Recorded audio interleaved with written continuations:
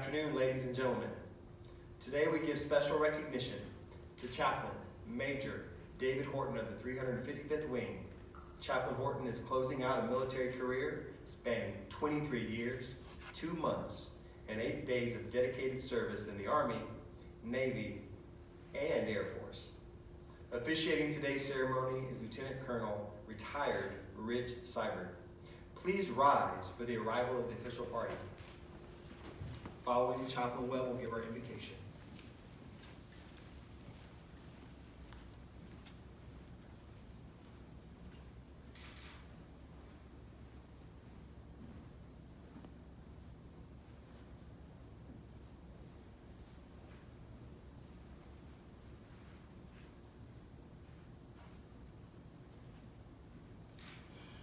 Would you pray with me? Eternal God of grace and mercy, we so welcome your presence in this place today.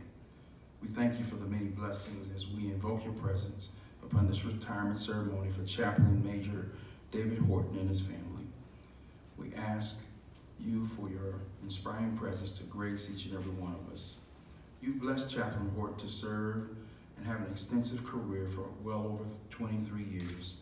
And what a breadth of knowledge and wealth of experience throughout his time served in the United States Army, United States Navy, and our wonderful United States Air Force. He's been blessed to impart his knowledge to numerous minds of individuals who were ambitious, determined, and dedicated to learning with application. Throughout his numerous assignments and deployments, you have been with him. We thank you for the support of his family, friends, and loved ones throughout his life, as well as those who are here today. You've blessed Chaplain Horton to serve as a mentor to many, and so we thank you for that. Thank you for rewarding him for his diligence and hard work and fervor to bless those whom he has come in contact with. And so we will miss even his funny stories that he tells us and how he inspires so many. May his drive to continue to succeed in life and ministry serve as a visible reminder that success can be achieved as one stays the course and moves forward one day at a time. We ask that he and his family transition to Trenton, Tennessee, that you go with his son Josh and his precious wife, Mrs. Beth Horton, as they embark on a new work for your kingdom. We ask that you continue to walk with them and keep them all the days of their life. In your most holy name we pray. Amen.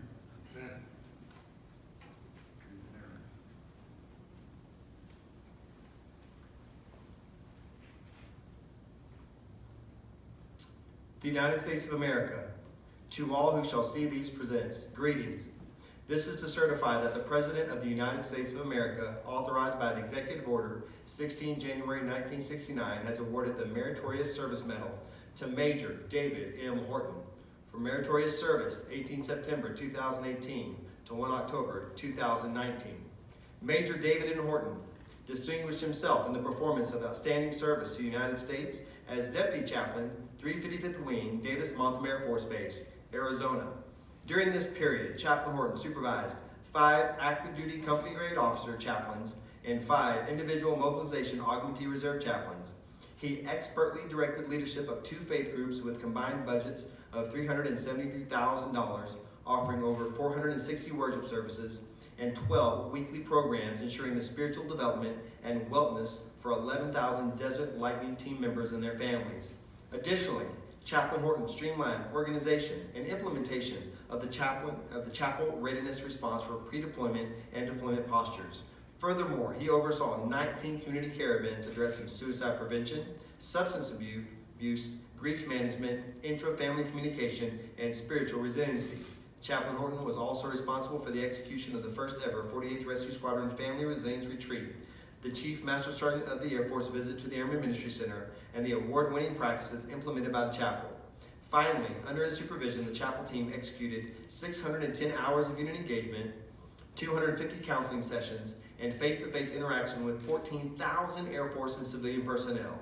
This singularly distinctive accomplishments of Major Horton culminate in a distinguished career in the service of this country and reflect great credit upon himself and the United States Air Force. given under my hand, Michael R. Drowley, Colonel, United States Air Force Commander, 355th Wing.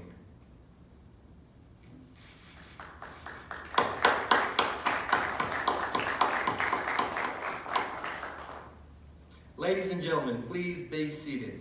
It gives me great pleasure to introduce our presiding official, Lieutenant Colonel Retired Rich Seibert. The floor is yours, sir. Thank you.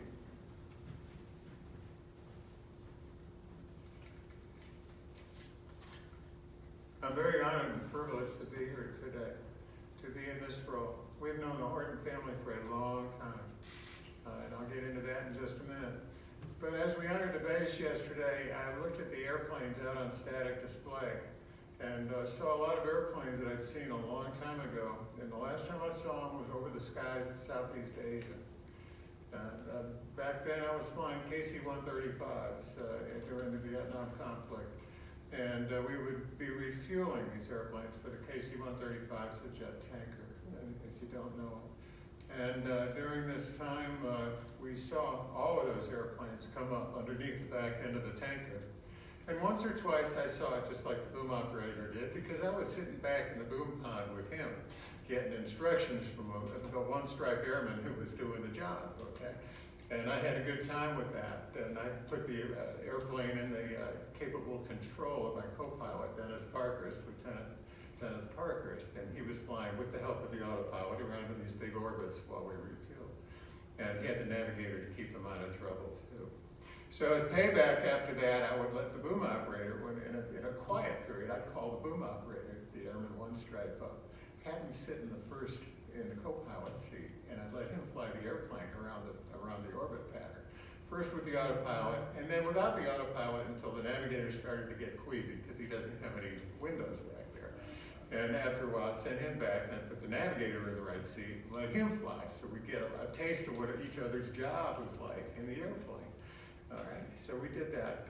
And then, of course, I tried to learn what the navigator and the boom operator did together. They took sextant shots off the stars, but it was a little bit beyond me, and I never did really get it down. But I got a good idea of how they coordinated together to keep us on track. Believe it or not, 47 years ago or so, we used sextant navigation to get across the Pacific Ocean. All right? I don't know whether you know that or not, but we did. And the navigators and the boom operators had to work together really well. They had to be really sharp at what they did. And they'd triangulate off the stars and fix our position. And then they'd keep doing that, and we'd know exactly where we were going and what we did. So I had some good ones because we never got in trouble with navigation. Yeah, anyway, so that was pretty good. But the operations in Southeast Asia, I wanted to say one other thing about it because we're on a base that's characteristically been a fighter aircraft base. And during those times, and I remember one night in particular, after 21 KC-135s took off at a 1-minute interval out of Utapao Air Base in Thailand, we were all together in the sky with 8 fighters apiece on the boom around the back end of each tanker. And it was very, that's 160 fighters and 21 tankers. And the lead tanker pilot had to steer between thunderstorms on both sides. And I remember looking up that night and seeing directly above us another tanker with 8 fighters on it, 500 feet above us. And all I could think of is, Lord, let there not be a breakaway maneuver in this, because in a breakaway maneuver, the tanker accelerates and climbs, and the fighters have to descend. The receiver aircraft have to descend. But somehow or other, everything worked out beautifully. There were a lot of skillful people involved. And the fighters went on to their mission. But what I wanted to say, and where I'm going with this, is that the tension in the fighter pilots' voices when they were responding to the boom operator communications could pierce your heart. Because you realize they knew that they were going to strike targets up north in North Vietnam. And some of them may not be coming back.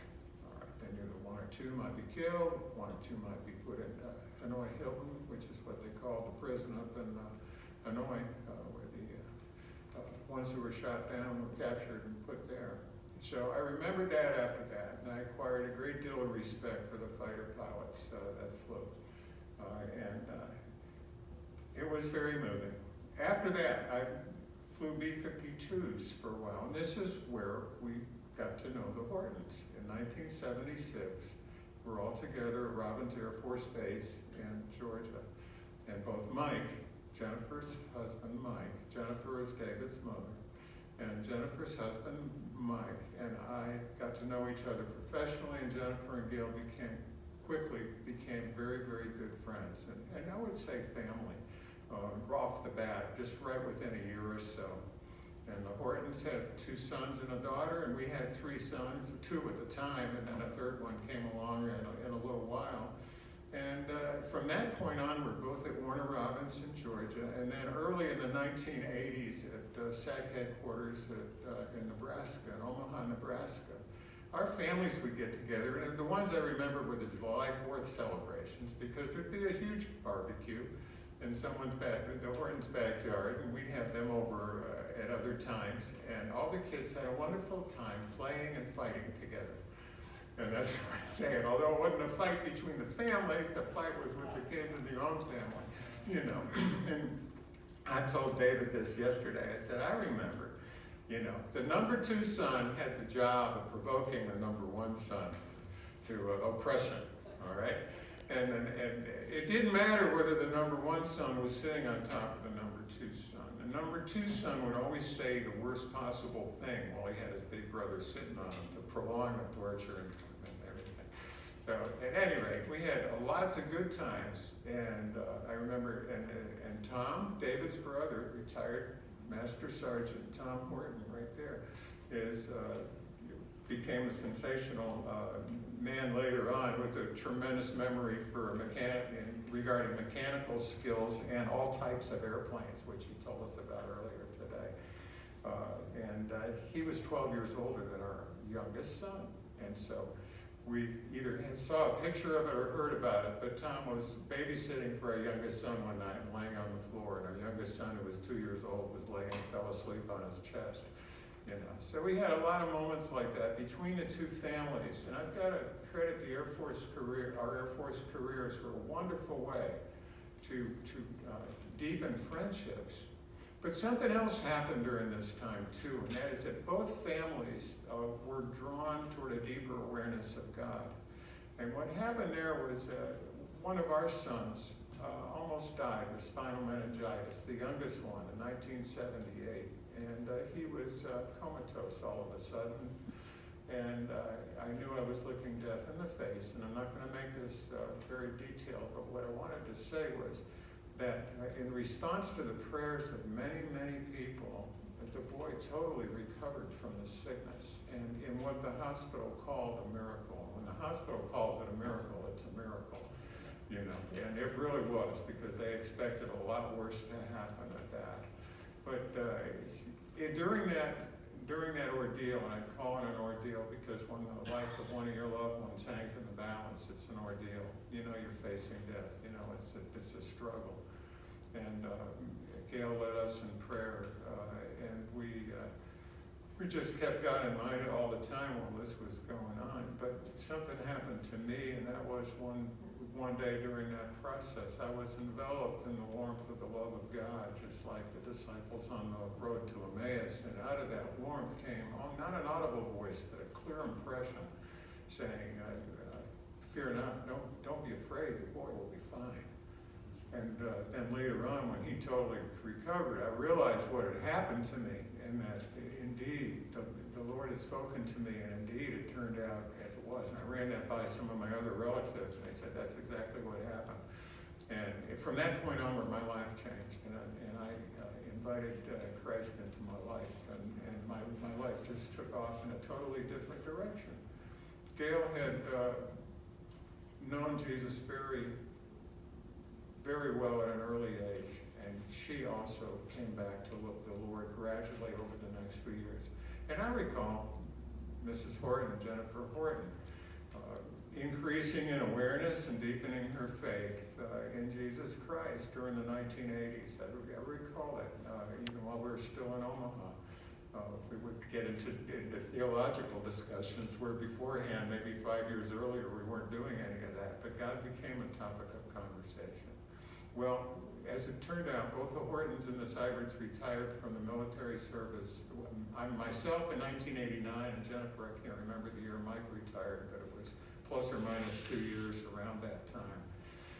And at that time, we both retired to Georgia within 20 miles of each other, and the friendship continued.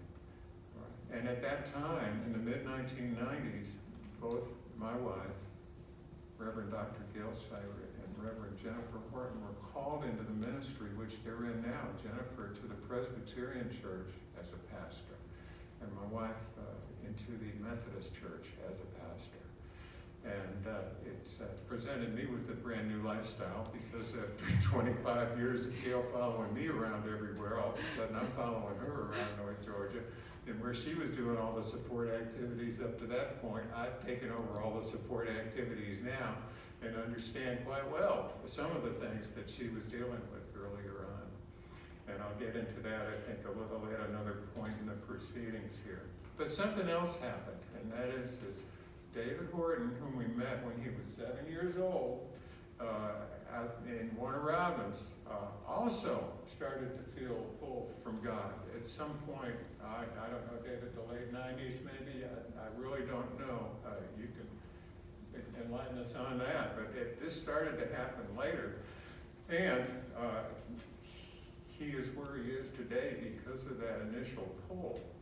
But I don't know whether you know all about his background. I'm just amazed at his background. I don't think I've met another person who's been involved in 3 branches of the military. I really don't. David went to University of Georgia, and he was in Army ROTC. And at that point, he went to Fort Benning for basic training and infantry school.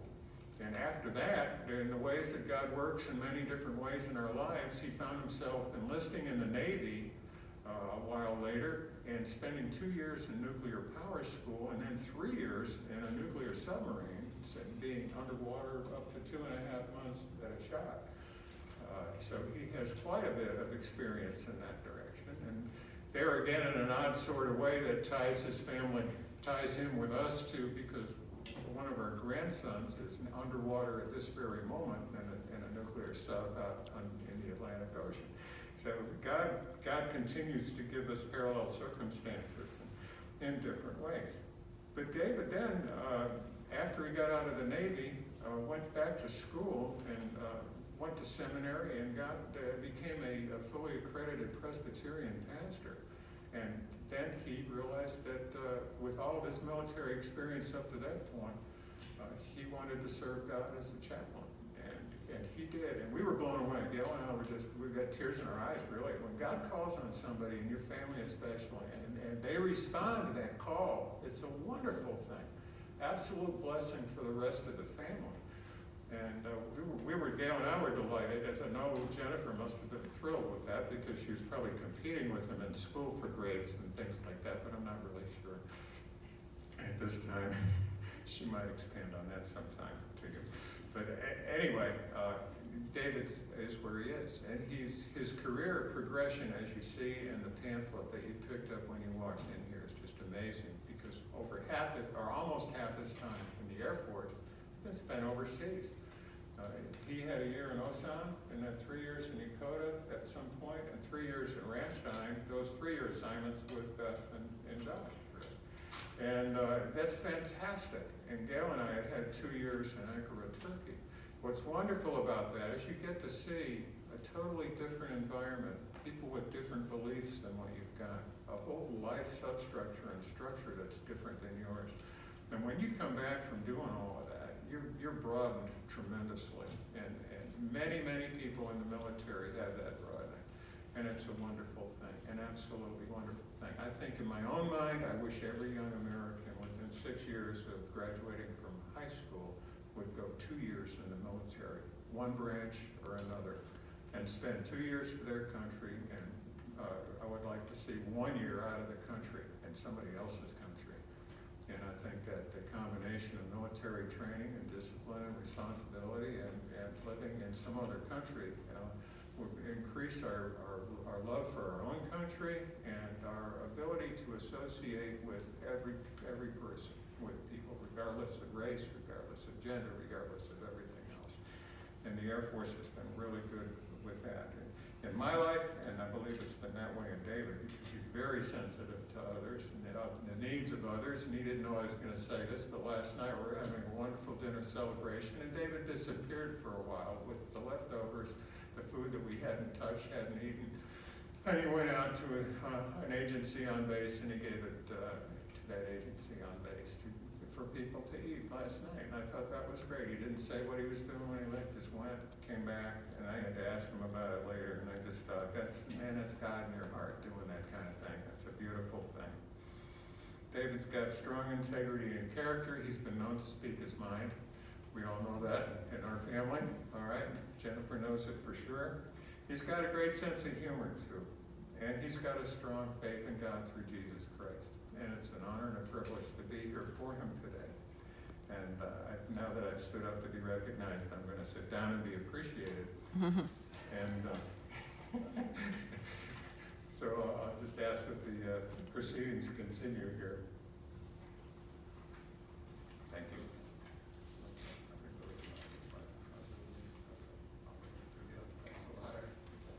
Thank you, sir.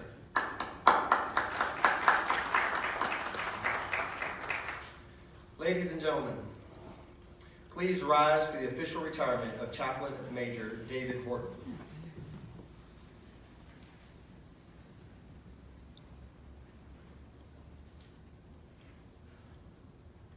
Certificate of Retirement from the Armed Forces of the United States of America. Oh, wrong one. Having a moment. Department of the Air Force, Special Order Number AC 001681, dated 25 October 2018, effective. You are relieved from active duty 30 September 2019, 355th Wing, Davis-Monthan Air Force Base, and retired effective 1 October 2019, per AFI 36-3203 in the grade of Major, and are to proceed to your home of selection by order of the Secretary of the Air Force.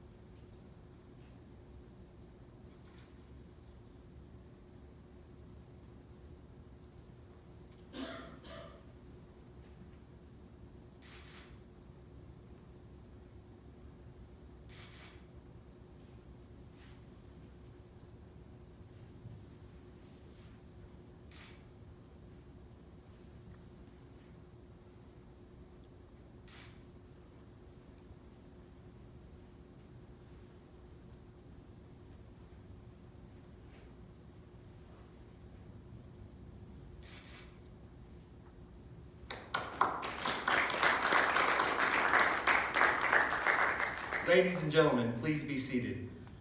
Lieutenant Colonel Retired Rich Seibert will now present the retirement certificate.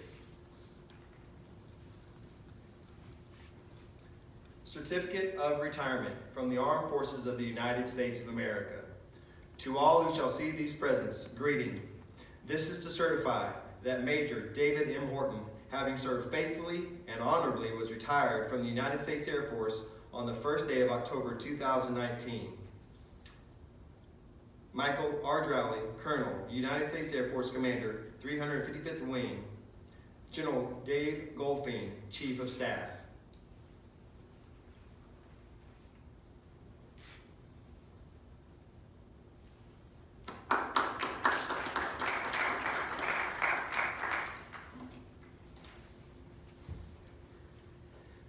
Lieutenant Colonel Retired Seibert will now present a certificate of appreciation to Beth Horton.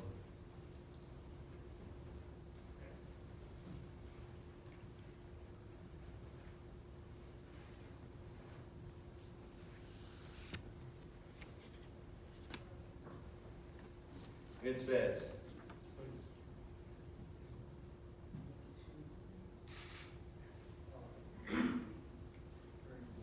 Certificate of Appreciation from the United States Air Force. In grateful appreciation, the United States Air Force presents this certificate of recognition to Mrs. Beth A. Horton for the commitment and numerous contributions that made positive impacts to the nation's defense. Thank you for the support which you gave strength and purpose to your spouse's service. Given the first day of October 2019, Michael R. Drowley, Colonel USAF, Commander 355th Wing, and General Dave Goldfein, Chief of Staff.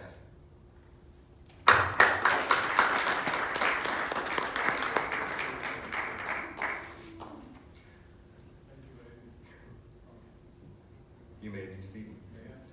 Yes, sir. Thank you. I've read a most interesting book lately. Our grandson, who is in the Navy now, and actually through the first year of the Naval Academy, gave us a book that all the cadets are required to read. And it's a secular book. It's called The Warrior Ethos by Stephen Pressman. And all the Naval Academy cadets are to read this book. And it's all about the mentality it takes to be a warrior. And the warrior that they choose to talk about in the book, that the author chooses to talk about, are the Greek warriors, the Spartan warriors, actually, up through Alexander the Great.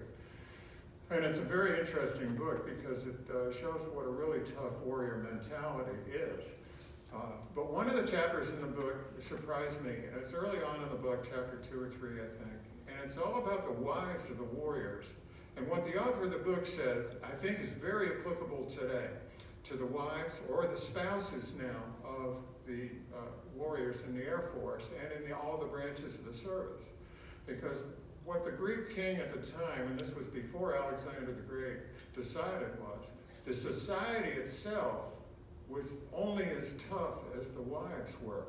He said the warriors, all men were called to be warriors, and all the boys were grown up, trained from a very early age to be really tough and to be warriors all the way. The wives knew that some of their husbands and sons would not come back from the battles that the Spartans got themselves into, all right, because they were out to conquer the world eventually, and they did conquer a great deal of it under Alexander. But the society itself was held together by the women who did not fold, who did not fall apart when their husbands and sons were killed in battle. They were the glue that held the society together. And in a lot of cases, I think it's the spouses of the person who is in uniform, who is at home waiting for him to come back. And of course, the military has a degree of hazard to it, and it's just the nature of the job. And especially when the wars start, this is the nature of the job. But the spouses at home hold the society together through their faith, through their character, through their determination, and through their integrity. And when we were given an award to Beth for being a military spouse for years, it's a significant thing for a spouse to hang in there during the time that their husband or now wife is gone serving overseas or serving in one place or another. And they deal with separations continually.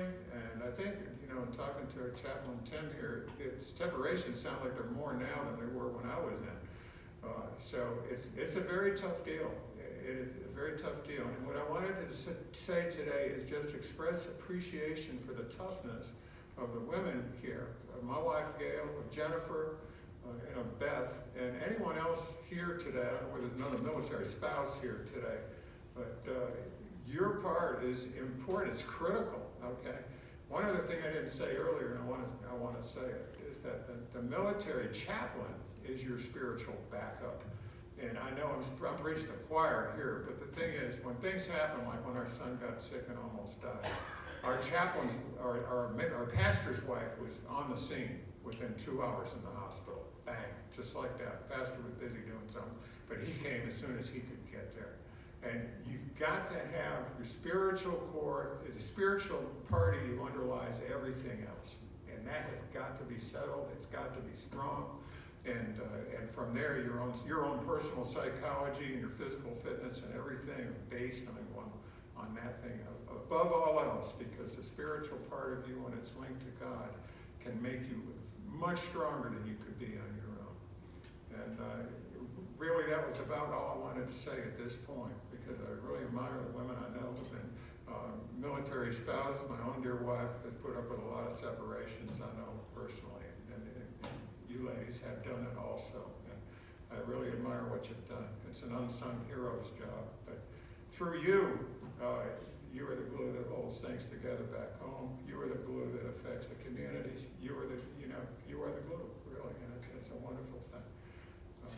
My wife dared me not to say this, but now that I've been a pastor spouse for 20 years, guess what? that's a deal all on its own, okay? So, and Beth has done double duty, and been a chaplain spouse and a military spouse all at the same time. So, kudos to you. All right. Thank you very much. Ladies and gentlemen, Chaplain Horton.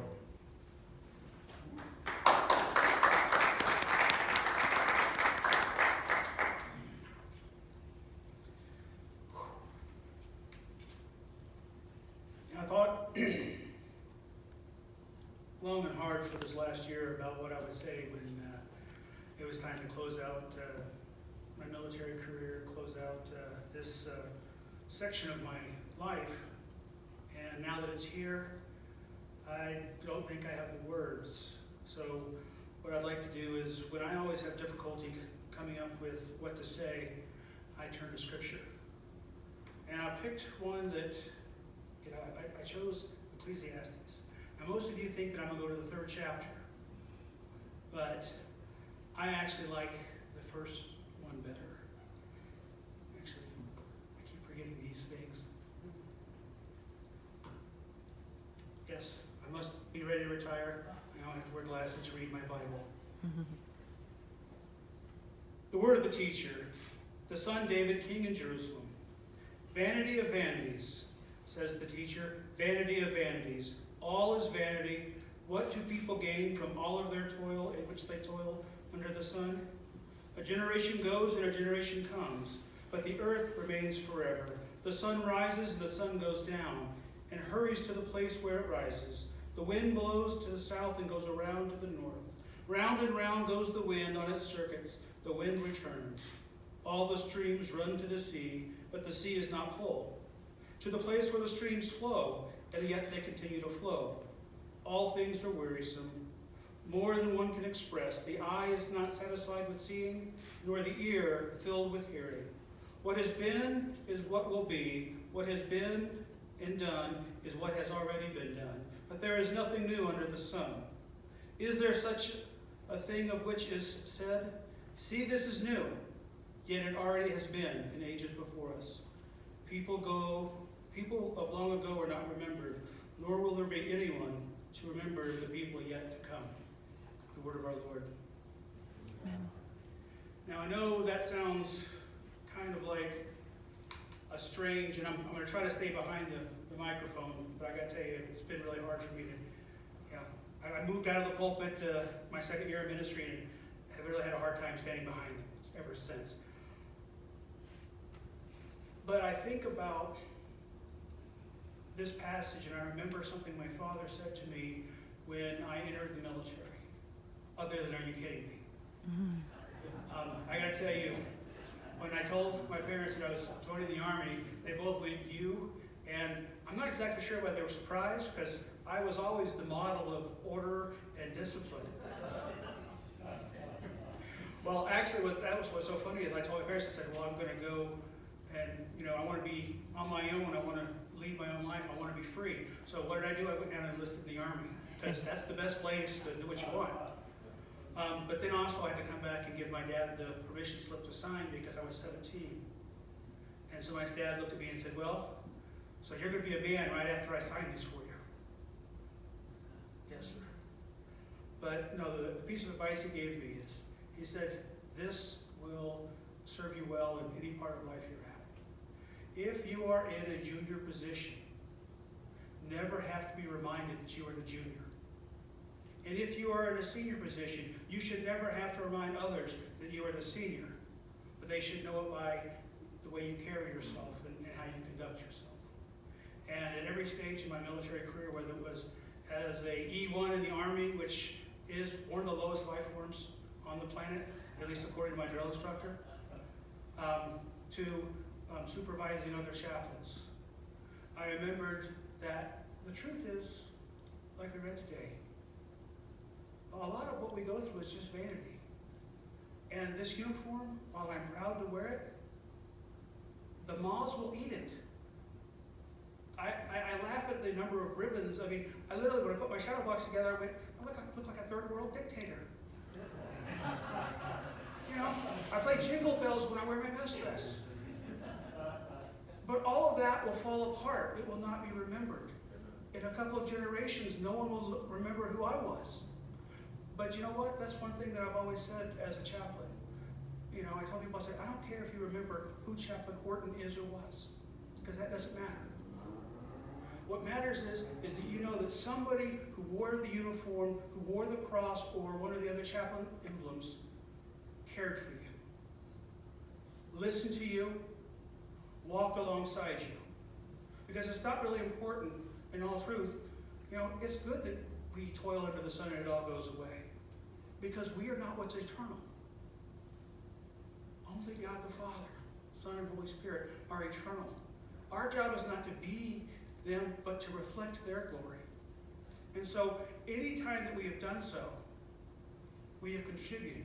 Not in a way that, you know, people will remember our names or our faces or any of that.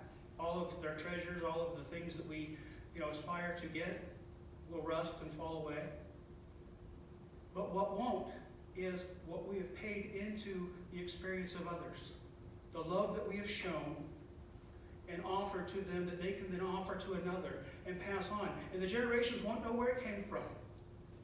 Unless, of course, we make sure that they know that it all comes from Jesus Christ our Lord. For he is the eternal. We are the reflection. And so when I read this section, I'm just reminded of, you know, I'm not saying that we shouldn't work hard and try to aspire for greatness. You should always do that to care for the people around you. But know that no monument, no thing that we build is going to last forever. And that's okay.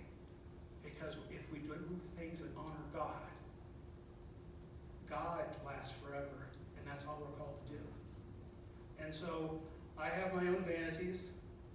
I was looking at the film you'll get to watch earlier. And there's a few pictures in there where you will see that I did once actually look young. You know, someone told me I look a lot younger now. I says, because I haven't cut all the gray out, which is why I now have a high and tight. But I think about, you know, and the image that I'm drawn to with what we contribute is, you know, right here it talks about that the streams flow into the ocean, yet the ocean never fills up. But yet that water has to keep going in, or they surely will dry up. When you watch rain fall on a lake, you can't tell where that rain is once it hits the lake. But without that rain, that lake would also dry up. And so what our call in life is to do is not to build monuments to ourselves, but point towards our God and continue to fill up society, the church, our neighbors, our brothers and sisters in faith. And so I leave you with this. I am proud to serve my country in every way that I have, but I count it all as nothing. I'm proud to serve my God, but again, I believe the word that was used was skubal, because what all that will come to is an end.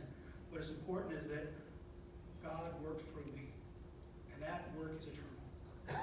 I was not always, I got a great friend here, Mark Dieter, who, you know, we always joke with each other because we have this mutual assured destruction thing going. Because we both knew each other when we were mechanics on a submarine. So people, oh, I bet you got some great stories. Yep, but so does he. So you'll never hear us utter these stories. At least not the complete version. But in life, we have moments where we reach out and we touch somebody, we pass that on. And so I have a wall in my house, and it's got a plaque from my great-grandfather Lee. I never met the man. But he was injured in World War I. And then I've got the plaque from my grandfather Murray, who was in the Navy during World War II. And then I've got my father's plaque. And then my brother and I both took our turn at serving. And we did it because we knew it was who we were, what we were called to do. But in doing so,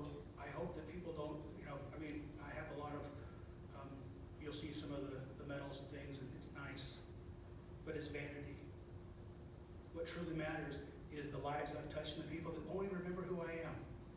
Just that some chaplain somewhere had a kind word. Although I did disappoint them because I never brought cookies. So, but with that, I would like to stop talking about myself. And I just want to say some thank yous. First, the love of my life, Beth. We met in college. It was in between my Army and Navy time. And, you know, I like to say that people go, oh, you went to Georgia? I said, yeah, I went to Georgia. My wife actually graduated, because apparently you have to attend the classes in order to get the degree, even at the University of Georgia. So, but she followed me into the Navy, and I tell people, I said, yeah, the first 3 years of our marriage, I was only there for 9 months. And she was still there at the end of it, so I figured, you know, I'd hit the lottery. And during that time, we met Mark and Sherry Dieter, kind of like the Cybers were with my parents. I always just joke, these are our Cybers. These are our close friends. You know, they say you can't choose family. Well, sometimes you can. And so we've known each other for a long time, and it's just been wonderful. So I want to thank y'all for coming out today. My son, who, I tell you, he almost broke my heart one time, and that's when I was in Korea. Because when I first went to Korea, he was okay with it. But when I came home for my mid-tour, he's like, Daddy, don't go back. And I had to explain to a 6-year-old at the time that there were people that needed me. And he said, but I need you. And I said, well, you'll always have me. And so I thank you that, one, you had that wonderful sweet disposition, but also that you had to suffer through, you know, not always having your father there and having to share your father with other people. But you are one of the biggest reasons I do what I do, because of my love for you. You know, until I became a father, I couldn't imagine that kind of responsibility. So know that I love you, and I appreciate you, and I'm very proud of the man that you are and are becoming.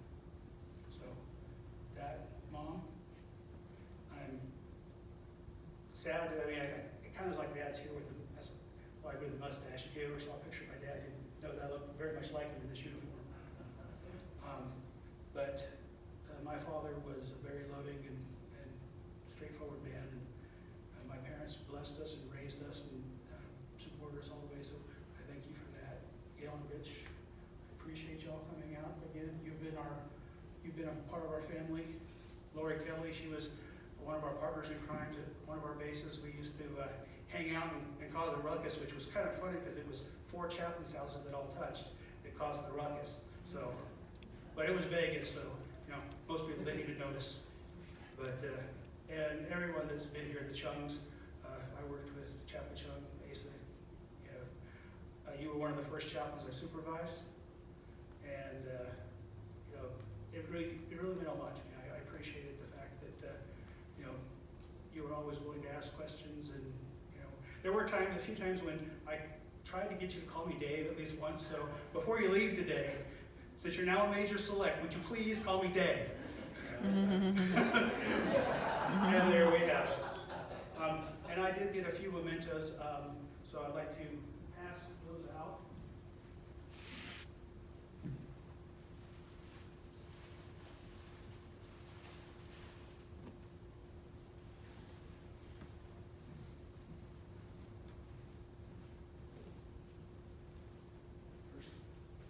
First, like that. I love you.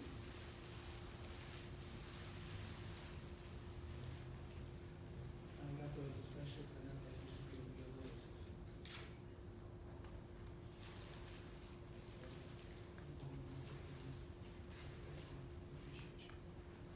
And Lori, it's her birthday. She actually came to this on Flag Day, which, by the way, whenever you fly flags, they're for our nation and for Lori Kelly's birthday.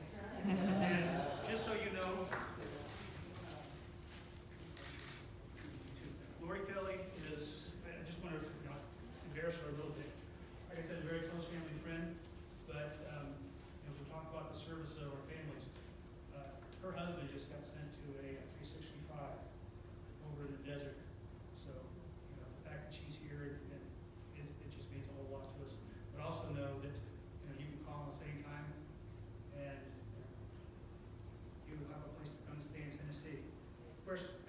be a tent. But once we get the house built, we'll have a full room for him.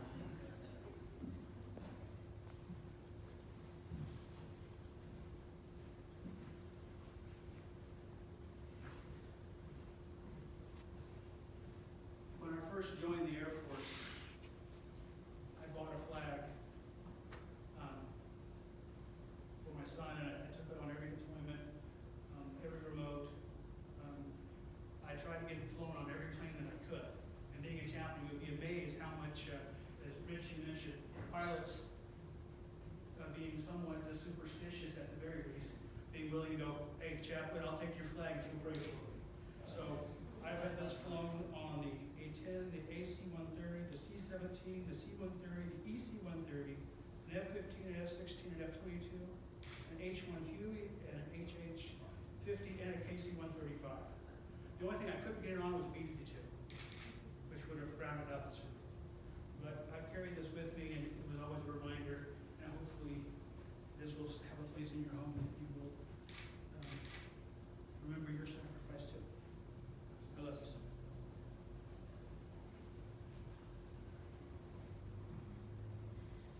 Now, I don't really do much good with notes, so I think I thanked everybody, but if I missed you, wait, actually I didn't. I didn't thank my chapel staff who has been up here taking care of all this. Ted Dahl, Rixie, handed us all our stuff. Chaplain Webb, Chaplain Norman, Chaplain Adams, Sergeant Mendez. Sorry, I keep forgetting your name. I was right. It's a miracle. See, I told my congregation, they said, you will be able to remember all their names? And I went, no, because you won't have name tags on. That's why I joined the military, so I can read. But for all of you that came out today, I appreciate it. This does mean a lot. I kind of went back and forth on it. I mean, I knew that the retirement ceremony needed to be done. But I also sometimes, for all the bush I do, I really don't like being that big of a center of attention, at least not formally. Informally, I don't mind so much, but when it's formal, I always worry that I'm going to mess it up somehow, or y'all are going to see the fact that when I say vanity, I actually meant Claude, because that's sometimes how I feel. But actually, that's good, because if God can use a Claude to do His work, how much greater is our God? Amen. Amen. Amen. So with that, I believe I said all my thank yous. If not, yell at me afterwards. Actually, no, we got presentations.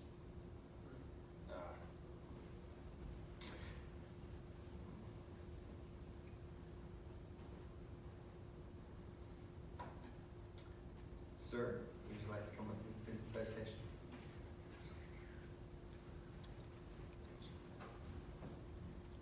Yeah, so I haven't had a lot of interface with David because I deployed before he even got here.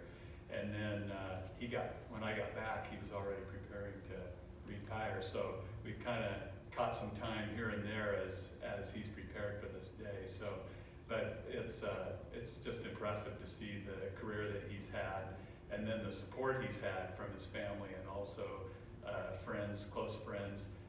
Beth and Josh, of course, have been there all along. So today's about you very much too, for all that you've done and the places you've been and just supporting ministry that he's carried out. I was sitting here thinking I think there's like 10 clergy persons here today. So I think he needed that. He needed that kind of support and prayers. But we have some gifts to give to him, a couple of things that are traditional gifts we give to party members. And first one is a A-10 munition. This isn't an actual live fire, it's a representation. But we present this to you from the chapel and from Davis-Monthan Air Force Base. It says, thank you for your hard work and dedication. Good luck in all your future endeavors.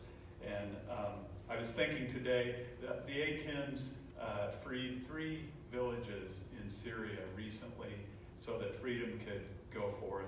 Those are the kinds of people that we minister to. And then they're actively involved in Afghanistan too, providing close air support. So this represents, as a pastor taking over a church, you're going to need close air support. So as you look at this, just think about the importance of prayer in your life, and thinking about, thankfully, Jesus said, "Lo, I am with you always to the end of the age." So he's there with you, and God is an ever-present help in times of trouble. And so we have him to lean upon as we carry out the calling that he's given to us. And so this represents the space, but it represents what God can do for you too. So we present that to you. And then we have a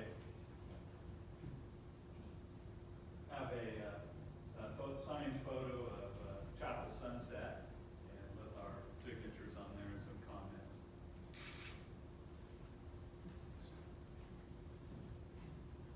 And then he's going to be hauling a trailer, traveling to various places around the United States, and I felt like, he's going to have a lot of stress off of his shoulders. He's going to be very relaxed now, and he might even fall asleep at the wheel. So we got him a special gift to help him along the way.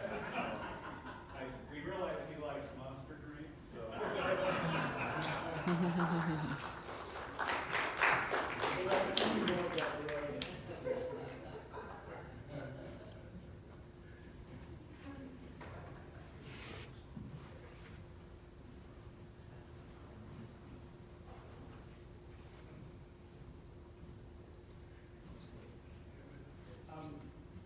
There's a special, normally at the end of these ceremonies, we go with the Air Force song, and we will.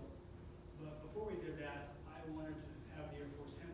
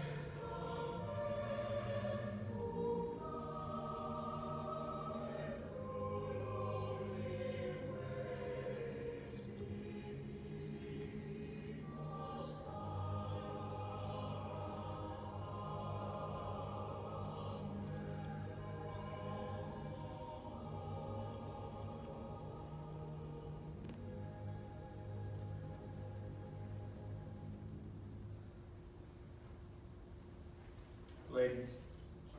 Sorry. I skipped a part that was very important to me. Rich had done my commission, and that's why it didn't a whole lot to me that he could do my retirement. But, you know, the funny part about it is I'm not really retiring. I'm just going back to my church. And so I guess it would be apropos at this point if you would offer me the charge as I head back to a different portion of ministry. Yes, and that's what it is, because you've been under the same charge really all the way along from early on. But you know, as I thought about this, I thought of Paul and Timothy in the Bible, and I thought about 2 Timothy chapter 4, and Timothy was as a spiritual son to Paul, and you and your brothers spiritual sons to me too. I stand in for your father, who would be at this point. And let me go ahead and read it. And, in the presence of God, of Christ Jesus, who will judge the living and the dead, and in view of his appearing and his kingdom, I give you this charge. Preach the word. Be prepared in season and out of season. Correct, rebuke, and encourage with great patience and careful instruction. For a time will come when people will not put up with sound doctrine. Instead, to suit their own desires, they'll gather around them a great number of teachers to say what their itching ears want to hear. They will turn their ears away from the truth and turn aside to myths. But you, keep your head in all situations, endure hardship, do the work of an evangelist, and discharge all the duties of your ministry, and I'll add, just as you have been doing all the time you've been in the Air Force. I'm proud of you. God bless you.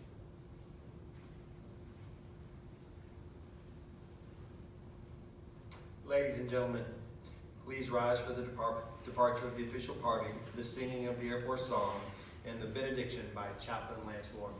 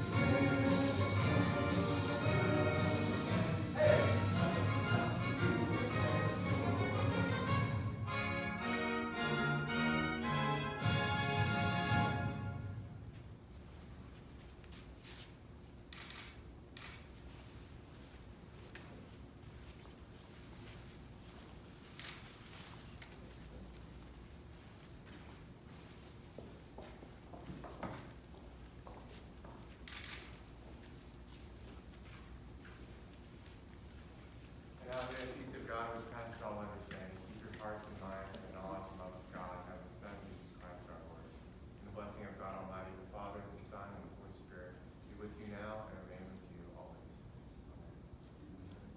Amen. This concludes our ceremony. Please join us for reception in the chapel annex immediately following. You're dismissed.